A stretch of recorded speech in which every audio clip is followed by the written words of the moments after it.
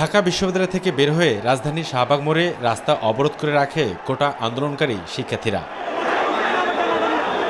বিকেল ৫টার দিকে পুলিশের ব্যারিকেড ভেঙে শাহবাগ মোড়ে অবস্থান নেন আন্দোলনকারীরা। আর এছাড়াও পুলিশের ব্যারিকেড ভেঙে কোটা বিরোধী আন্দোলনরত শিক্ষার্থীরা বসে পড়ে বাংলা মোটর, মৎস্য ভবন, Nilkhet, Dhaka college, science lab, Panthapath সহ মহাখালীতে।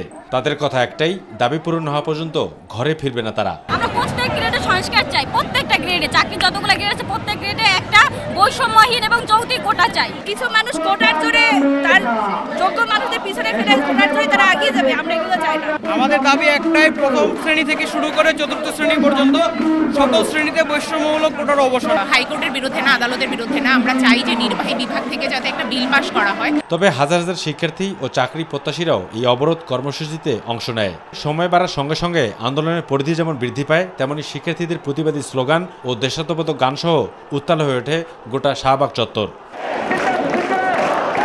আর এই দাবি আন্দোলন না হওয়া পর্যন্ত আমরা মাঠে থাকবো। কোটা সংস্কার থেকে শুরু করে কোটা কত পার্সেন্ট থাকবে এটা সম্পূর্ণভাবে নির্ধারণ করবে সরকার, অর্থাৎ নির্বাহী বিভাগ। বৈষম্যমূলক কোটা ব্যবস্থা সংস্কার করে নির্বাহী বিভাগ থেকে আইন প্রণয়ন করা, এর একটা সমাধান করা না পর্যন্ত আমরা রাজপথ ছাড়ছি না। শিক্ষার্থীদের আন্দোলনের প্রায় ২.৫ ঘন্টা অবরুদ্ধ হয়ে পড়ে শাহবাগ মোড় সহ বেশ কিছু এলাকা।